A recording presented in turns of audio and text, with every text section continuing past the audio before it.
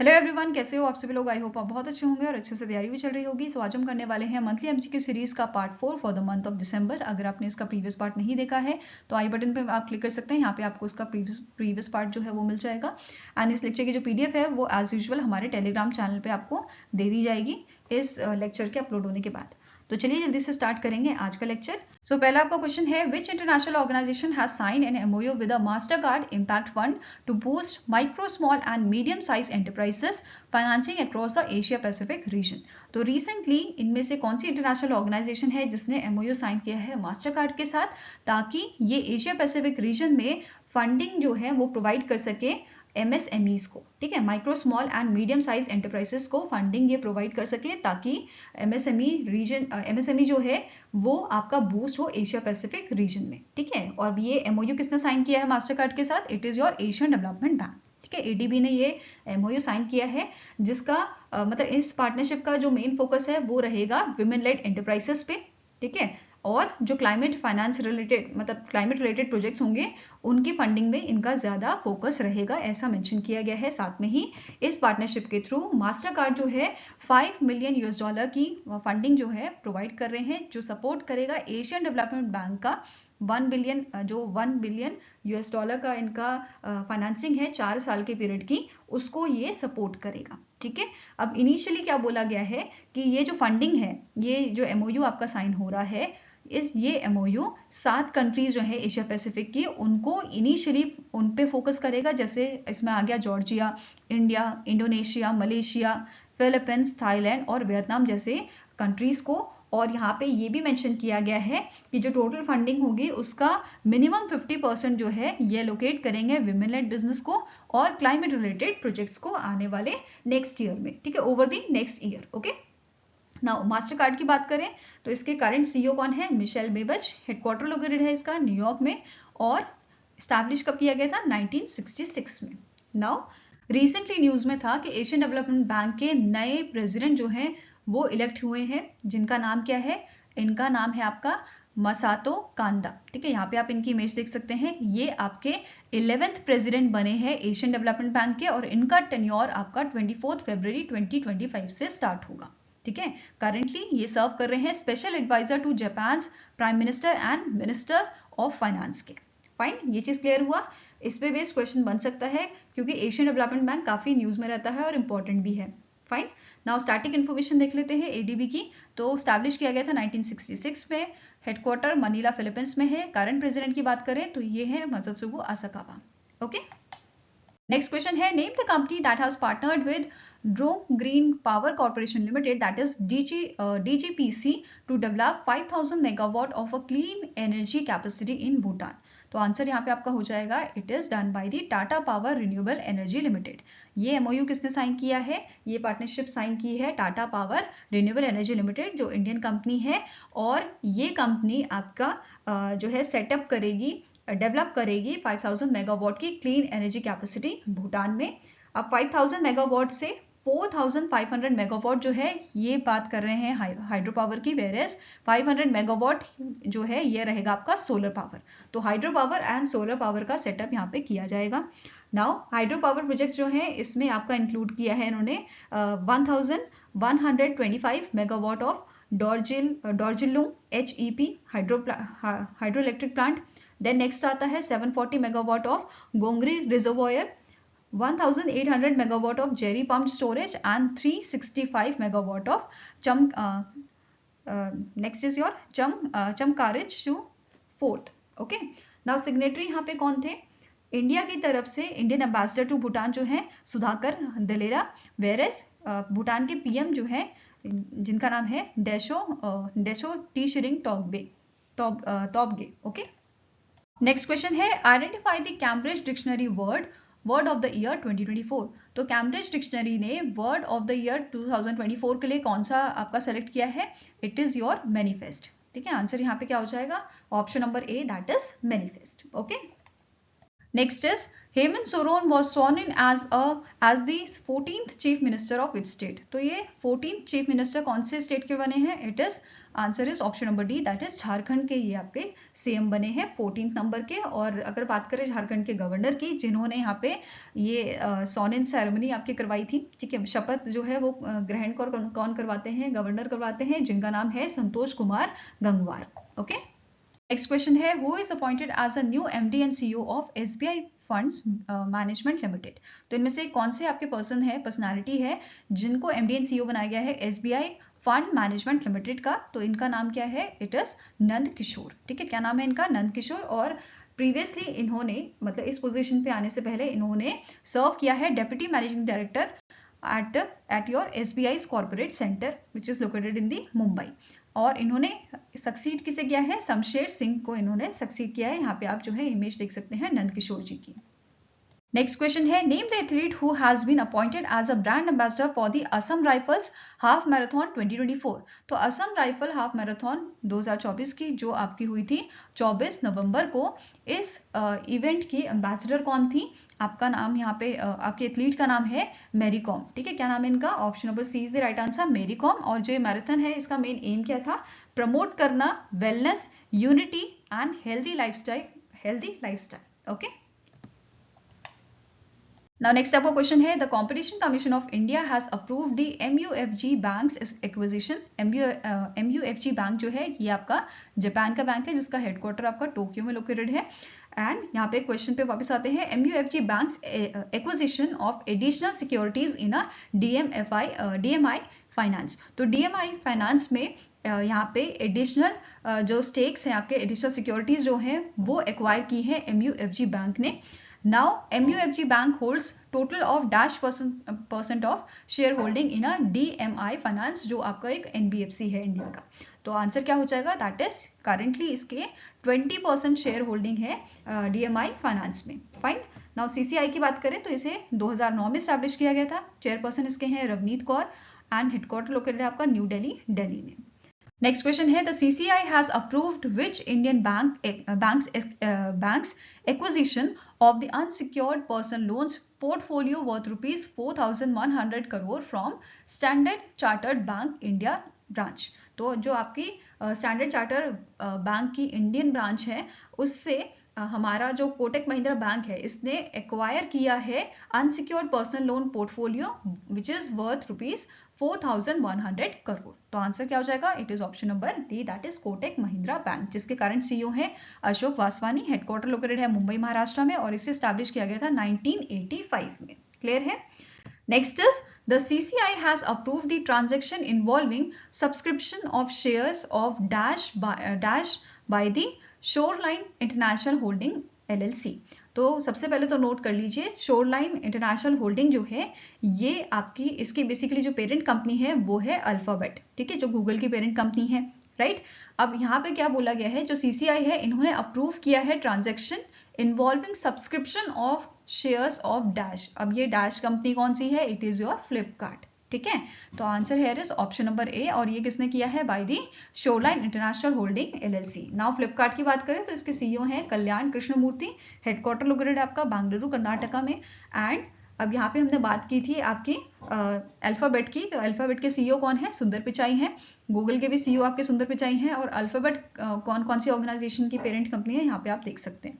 ठीक है, next question है Indian navy has successfully tested the K4 nuclear capable ballistic missile from which Indian naval ship. तो इनमें से कौन सा INS है जिससे टेस्टिंग की गई थी K4 nuclear capable ballistic missile की? तो इट इज योर INS अलीघाट, जिसे answer here is option number D, INS अलीघाट, जिसे जो है अगस्त के महीने में 2024 में इसे कमीशन किया गया था इंडियन नेवी में। And it is the second nuclear ballistic missile submarine. इससे पहले आपकी जो है INS अरिहंत जो है ये पहली आपकी न्यूक्लियर बैलिस्टिक मिसाइल सबमरीन है, जिसे 2009 में जो है लॉन्च किया गया था और 2016 में इसे कमीशन किया गया था इंडियन नेवी में।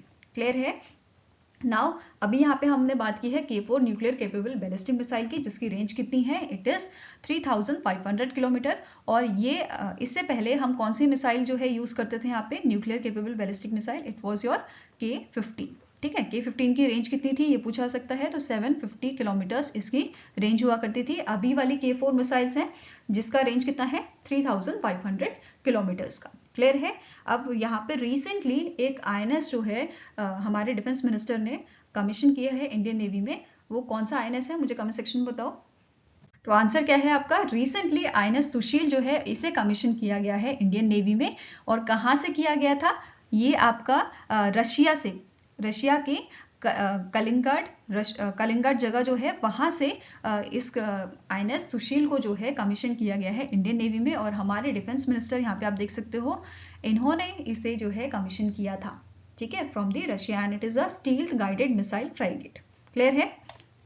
नेक्स्ट क्वेश्चन है, which country has launch the world's first self driving satellites. तो इनमें से कौन सी आपकी कंट्री है जिसने रिसेंटली वर्ल्ड की फर्स्ट सेल्फ ड्राइविंग सैटेलाइट जो है उसको लॉन्च किया है। It is done by the China. ठीक है, किसने लॉन्च किया है, चाइना ने इसे लॉन्च किया है। और इन सैटेलाइट का नाम है आपका सुई गाओजिंग 203 एंड गाओजिंग 204। ठीक है, ये दोनों सैटेलाइट जो है ये सेल्फ ड्राइविंग सैटेलाइट्स हैं, and it is developed by the Shanghai Academy of Space Flight Technology, that is SAST द्वारा इसको डेवलप किया गया है, which is a subsidiary of your China Aerospace Science and Technology Corporation। यहाँ पे आप इसकी इमेज भी देख सकते हैं। Now next question है, which among the following country got the hosting right for the 2026 Asian Rifle or a Pistol Cup। तो इनमें से कौन सी कंट्री है जिसे रिसेंटली होस्टिंग राइट मिले हैं 2026 के एशिया राइफल और पिस्टल कप को ऑर्गेनाइज करने के। तो answer here is it is India. ठीक है, इंडिया को जो है होस्टिंग राइट यहाँ पे मिले हैं और 2026 में न्यू दिल्ली में इंडिया होस्ट करेगा 2026 का एशियन राइफल पिस्टल कप को। ये क्लियर है। और ये अनाउंसमेंट किसने की थी, national rifle association of India द्वारा ये अनाउंसमेंट की गई थी, जिसके करंट प्रेसिडेंट है कलिकेश नारायण सिंह। इसका हेडक्वार्टर लोकेटेड है न्यू दिल्ली में एंड इसे 1951 में स्टैब्लिश किया गया था। नाउ बात करते हैं Asian shooting federation, Asian shooting confederation की, ASC की। तो इसका हेडक्वार्टर आपका कुवैत में लोकेटेड है, हॉली कुवैत में, एंड इसके करंट प्रेसिडेंट है शेख सलमान अल सबा। ओके। Now next question है, the International Day of Solidarity with the Palestinian people is annually observed across the globe on dash। तो international day of solidarity with the Palestinian people ये हम observe करते हैं 29 नवंबर को। Answer आपका यहाँ पे हो जाएगा ऑप्शन नंबर डी। और अगर हम बात करें यहाँ पे UNRWA की, United Nation relief and works agency for Palestine refugees in a near east, इसके आपके करंट कमिश्नर जनरल हैं फिलिपे लेजारिनी। हेडक्वार्टर लोकेटेड है इसका जॉर्डन में, Amman Jordan, and Gaza Palestinian territory जो है, एंड इसे 1949 में जो है स्टैब्लिश किया गया था। और रिसेंटली UNRWA न्यूज़ में था क्योंकि इंडिया ने जो है सेकेंड ट्रेंच से, मतलब $2.5 मिलियन US का जो ट्रेंच था वो UNRWA को जो है दिया था अभी। ठीक है, इन मंथ ऑफ नवंबर की न्यूज़ है। टोटल 2024-25 मतलब फाइनेंशियल ईयर 2025 का यहाँ पे इंडिया ने कमिटमेंट किया था कि इंडिया इस ऑर्गेनाइजेशन को $5 मिलियन प्रोवाइड करेंगे। और अभी इन मंथ ऑफ नवंबर 2.5 मिलियन का सेकेंड ट्रेंच जो है वो इस एजेंसी को प्रोवाइड किया गया था। ठीक है, United Nation relief and works agency for Palestine refugee in near east को ये ट्रेंच प्रोवाइड किया गया था from the India. Now next is the CM of Nagaland recently in November inaugurated the Digital Piggery Insurance Scheme which is developed by the IRDAI in collaboration with which insurance company। तो इनमें से कौन सी insurance company है जिसने recently IRDAI के साथ मिलके आपका डेवलप किया है डिजिटल पिगरी इंश्योरेंस स्कीम, जिसे नागालैंड के गवर्नमेंट ने लॉन्च किया था, इनॉग्रेट किया था। तो answer here is option number E, Tata AIG general insurance company limited. ठीक है, आंसर आपका हो जाएगा ऑप्शन नंबर ई। अब बात करते हैं स्कीम की। तो ये आपकी इंडिया की first app based digital piggery insurance scheme है जिसका काम है एड्रेस करना जो आपके चैलेंजेस फेस किए जाते हैं in the livestock insurance for a remote areas, उनको बेसिकली हैंडल करना, उसको टैकल करना। ठीक है, नेक्स्ट पॉइंट यहाँ पे है कि जो आपकी ये दोनों ऑर्गेनाइजेशन है IRDAI और टाटा AIG, इन दोनों ने इसे डेवलप किया है, इन दोनों का ये इनिशिएटिव है। और इसका मेन एम क्या है इस इनिशिएटिव का कि जो आपके क्लेम सेटलमेंट होता है उसको और इजी करना और सिंप्लीफाई करना और रिड्यूस करना कॉस्ट फॉर फार्मर्स। क्लियर है। Now Tata AIG general insurance company की बात करें तो इसके करंट MD एंड CEO आपके हैं नीलेश गर्ग। हेडक्वार्टर इसका लोकेटेड आपका मुंबई महाराष्ट्र में और 2001 में इसे स्टैब्लिश किया गया था। अब please let me know in the comment section कि आपके IRDAI के हेड कौन है करंटली।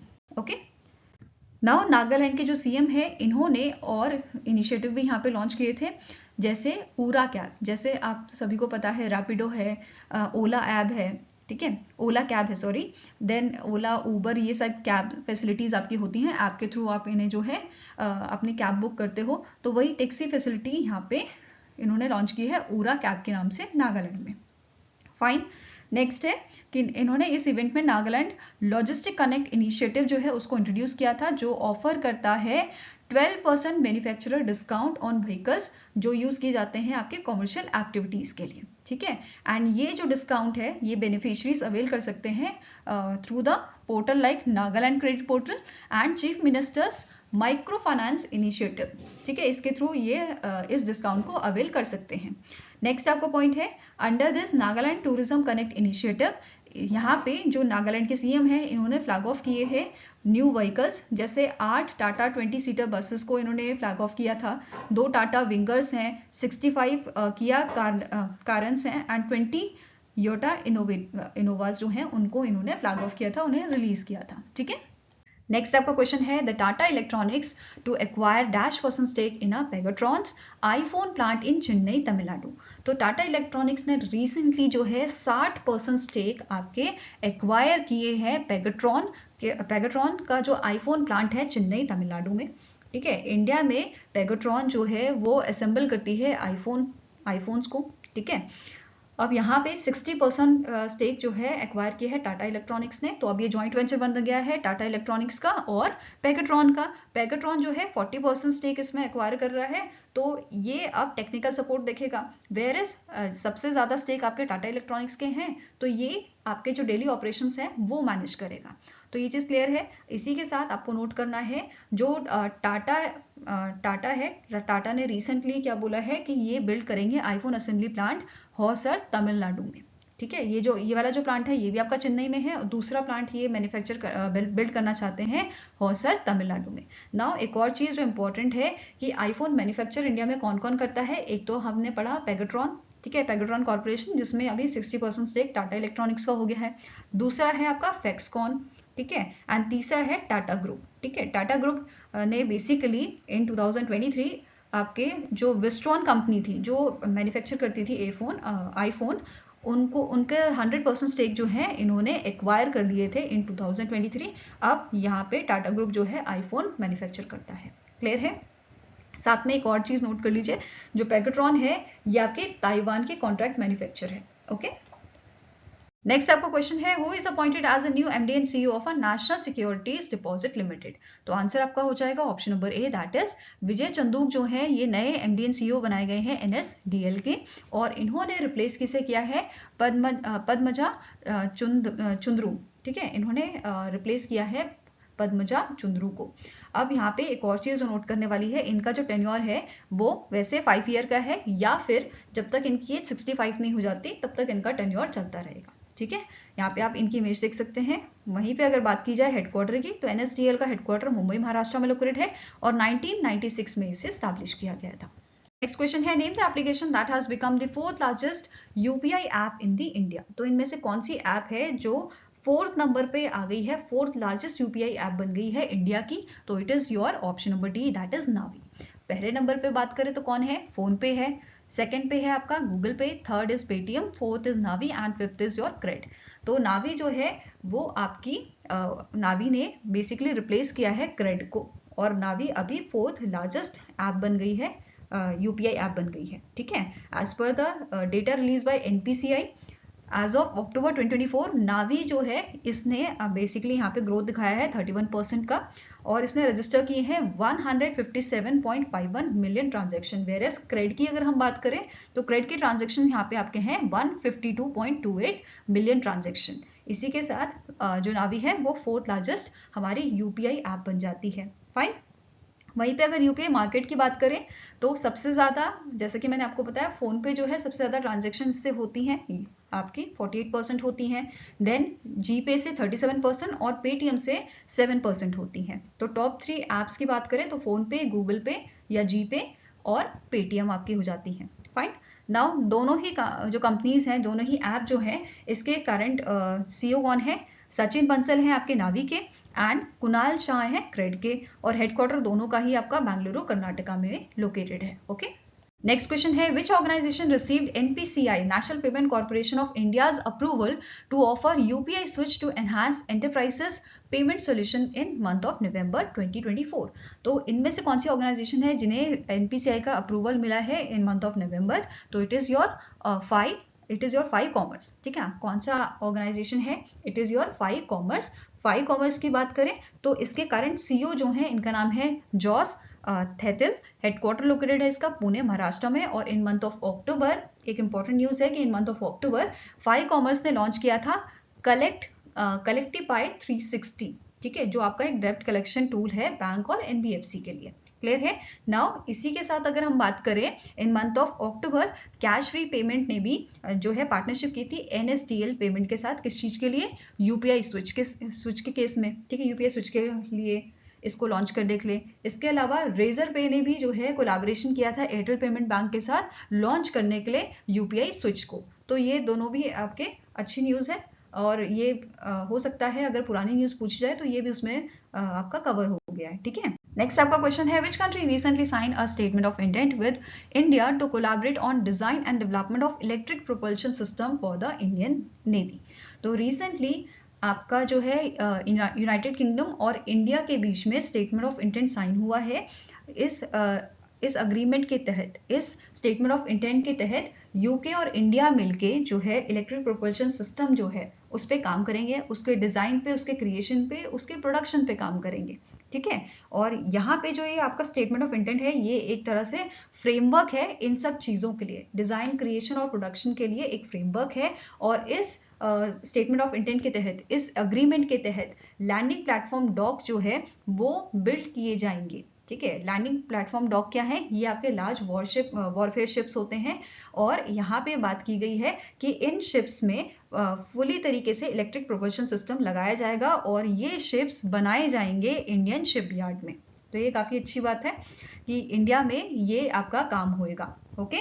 नाउ अब ये अग्रीमेंट जो है ये साइन हुआ है joint secretary Shri Rajeev Prakash and your director ships operation and capability integration UK ministry of defence के रियर एडमिरल स्टीव मैकार्थी के बीच में। राजीव प्रकाश और स्टीव मैकार्थी के बीच में ये अग्रीमेंट साइन हुआ था। नाउ स्टैटिक इन्फॉर्मेशन देख लेते हैं यूके की। इसके करंट प्राइम मिनिस्टर हैं के स्टारमर, कैपिटल है लंदन, करेंसी है आपकी पॉन्ड। ठीक है, पाउंड स्टेरलिंग इसकी करेंसी है। Now next question है, in November 2024 Russia handed over the BRICS chairmanship to which country? तो आप सभी को याद होगा अक्टूबर के मंथ में 22 से 24 अक्टूबर को आपकी ब्रिक्स समिट हुई थी। कहाँ पे हुई थी? मुझे कमेंट सेक्शन में बताओ कौन सी जगह पे हुई थी? रशिया के कजान में हुई थी, है ना? रशिया के कजान में हुई थी। कजान डिक्लेरेशन भी वहाँ पे आपका एक्सेप्ट किया गया था, है ना? नाउ अब यहाँ पे क्वेश्चन क्या है कि रशिया की चेयरमैनशिप आपकी जो है, रशिया के बाद अब चेयरमैनशिप जो है वो कौन सी कंट्री को दी गई है? तो ब्रिक्स की चेयरमैनशिप अब दी गई है आपके ब्राजील को। तो 2025 की चेयरमैनशिप किसके पास है? ब्राजील के पास है। तो आंसर हो जाएगा ऑप्शन नंबर सी। और ये जो चेयरमैनशिप हैंडओवर की गई है, ये कौन से इवेंट में की गई थी? Final sherpa and sous sherpa meeting of BRICS जो है ये आपकी एकटेरियनबर्ग रशिया में हुआ था 27 से 28 नवंबर को। और इस इवेंट में ये चेयरमैनशिप जो थी ब्रिक्स की वो हैंडओवर की गई ब्राजील को। ठीक है, अब ब्रिक्स समिट की बात हो ही रही है तो ब्रिक्स समिट में 4 आपके फुल मेंबर्स को वेलकम किया गया था। कौन कौन से ये मेंबर थे आपके? इजिप्ट, ईरान, यूएई और इथोपिया को। क्लियर है? नाउ ब्रिक्स के आपके कौन कौन से मेंबर हैं जो आपके पुराने मेंबर्स हैं? ब्राजील है, रशिया है, इंडिया, चाइना, साउथ अफ्रीका है। इसकी शुरुआत 2006 में की गई थी। और 2025 का चेयर कौन है? अभी हमने डिस्कस किया, ब्राजील है। हेडक्वार्टर इसका लोकेटेड है आपका शंघाई चाइना में। क्लियर है? नेक्स्ट क्वेश्चन है, name the digital platform that was recently launch by the Indian army for officers training. तो आपका एकलव्य मॉडल जो है, एकलव्य प्लेटफॉर्म जो है वो इंडियन आर्मी ने रिसेंटली लॉन्च किया है। किस चीज़ के लिए? जो इंडियन आर्मी के ऑफिसर्स हैं उनको ट्रेन करने के लिए। क्लियर है? तो इस प्लेटफॉर्म का नाम क्या है? डिजिटल प्लेटफॉर्म का एकलव्य। फाइन। अब जो ये प्लेटफॉर्म है इसे डेवलप किया गया है under the Shimla based headquarter army training command with support from army war college. तो जो एसेंशियल सपोर्ट था ये प्रोवाइड किया गया था आर्मी वॉर कॉलेज द्वारा। एंड जो बाइसेग एन है, Bhaskaracharya national institute of space application and geoinformatics, इन्होंने इस प्लेटफॉर्म को क्रिएट किया है एट अ नो कॉस्ट। तो ये इंपॉर्टेंट है। साथ में ही इसे होस्ट किसने किया था? आर्मी डेटा नेटवर्क द्वारा इसको होस्ट किया गया था। इसमें इस प्लेटफॉर्म में 90 कोर्सेज जो हैं 96 कोर्सेज जो हैं ये आपके जो है प्रोवाइड किए जाएंगे 17 कैटेगरी में। एंड इन कोर्सेज के माध्यम से ट्रेन किया जाएगा इंडियन आर्मी के ऑफिसर्स को। क्लियर है? आई होप गाइज आपको ये वीडियो पसंद आया तो लाइक एंड शेयर जरूर कीजिएगा और हमारे साथ जुड़ने के लिए हमारे चैनल को सब्सक्राइब कीजिएगा। अगर आपके कुछ सजेशन है तो आप हमें मेल कर सकते हो या फिर आप हमें कमेंट सेक्शन में भी लिख सकते हैं। सो मिलेंगे ऐसे ही नेक्स्ट वीडियो के साथ। Till then take care, have a nice day and all the best for your preparations.